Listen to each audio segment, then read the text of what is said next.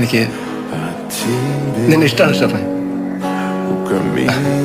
അത് നീ ഒന്ന് അറിഞ്ഞാൽ മതി. എനിക്ക് അത് മാത്രം മതി. എനിക്ക് നിന്റെ ലൈലയാവാൻ പറ്റില്ല അഭിലാഷ്. അത് നിനക്ക് മനസ്സിലാവുമല്ലോ.